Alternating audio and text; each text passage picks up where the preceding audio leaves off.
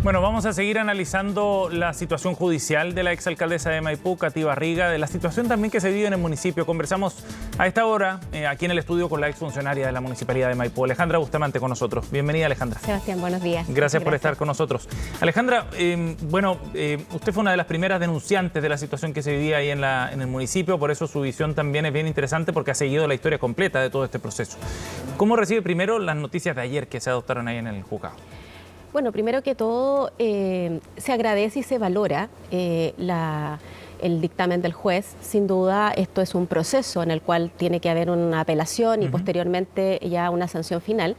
Y yo creo que y los chilenos estamos confiados en que las instituciones tienen que funcionar en forma oportuna y por lo tanto todos estos antecedentes que hemos visto, que han sido tremendos en cuanto al relato que ha dado la fiscal, han podido de alguna manera entender cómo es la lógica de este personaje que se instala en una municipalidad, una de las más grandes del país, para dar un relato, y veíamos que ella se escuda en que las administraciones anteriores traían un déficit. Eso es falso.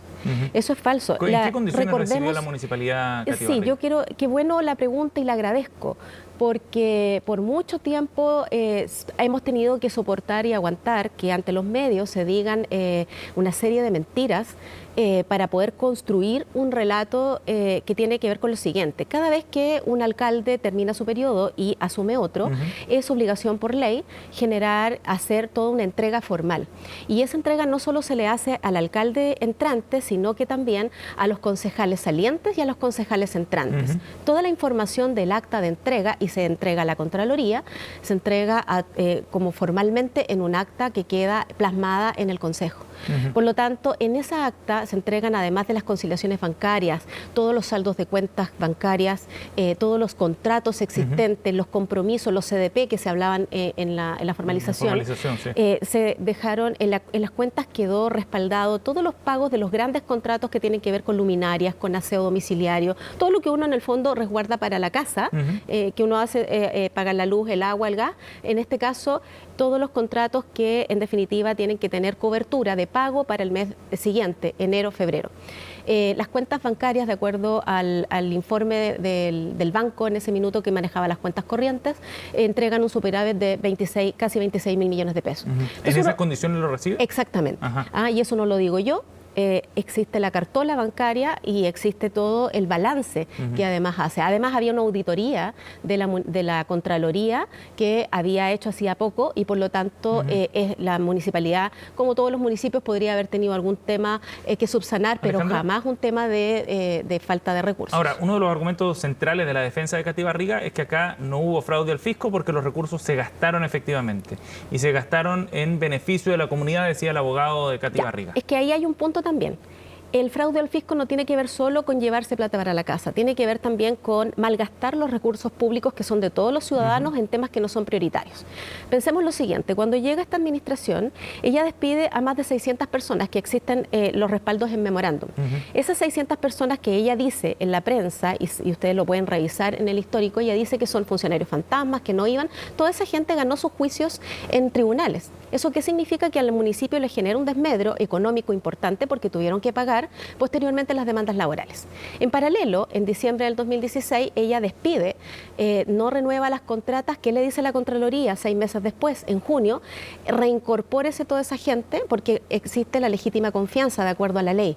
Por lo tanto, ella había contratado en esos cargos que no había renovado las contratas, había contratado personal que ella traía y al tener que reincorporar a los funcionarios, eso es un desmedro para el municipio. Eso es ya es empezar a administrar ineficientemente y malamente el recurso municipal. Si a eso le agregas los sumarios que dictamina a partir del 1 de marzo del 2017, y aquí es importante la figura que se genera con la directora de control, que en ese minuto, porque la primera dirección que se desmantela es la dirección de control. ¿Por qué?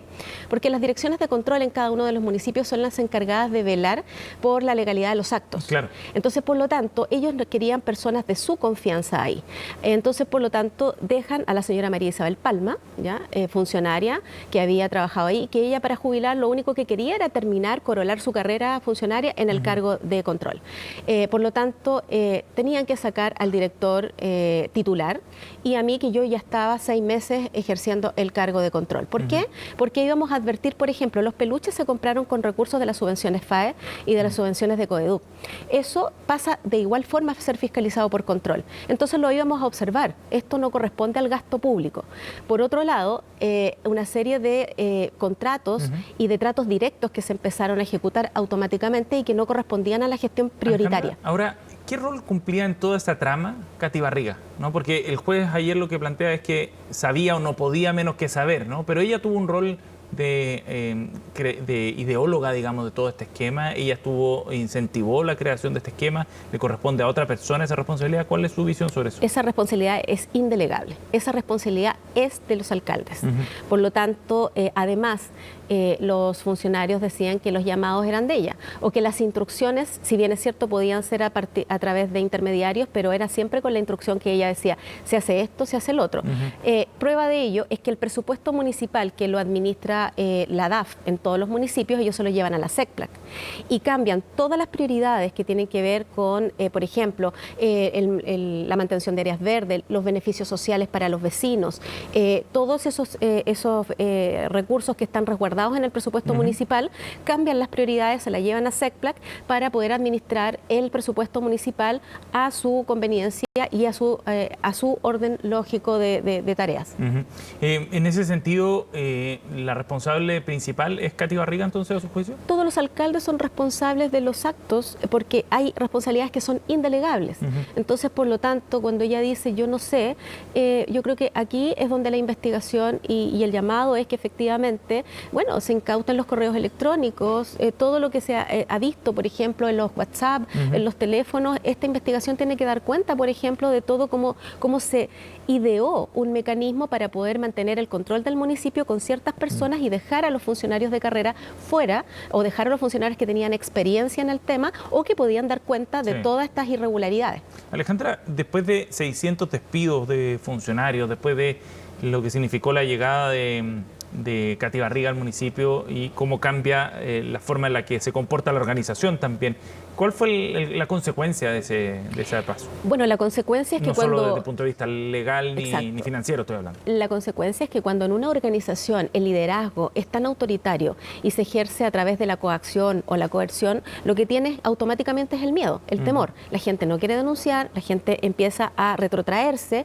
empieza a, en el fondo, temer por sus cargos y por lo tanto aquellos que empezamos a levantar la voz desde el día 1 son los que reciben los castigos. Ahora, yo no me arrepiento, yo creo que esto es lo que la ciudadanía tiene que hacer. Hoy día sí existe y esto puede ser también una moraleja que nos debe quedar. Los ciudadanos debemos estar cada vez más informados, generar un observatorio ciudadano desde afuera donde vayamos monitoreando la gestión de cada una de las autoridades para que esto no vuelva a ocurrir nunca más en ninguno de los 345 municipios de Chile.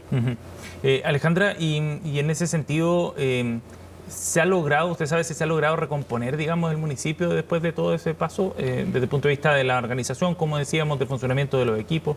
Es complejo, porque la verdad es que además cuando tú llegas a una institución a destruir todo lo que hay y a desconocer el bagaje de experiencia que pueden tener las personas, más allá de que si a ti te caen bien o no, porque cuando tú te conviertes en un alcalde o una alcaldesa de una comuna, tú eres ya la autoridad comunal para todas las personas.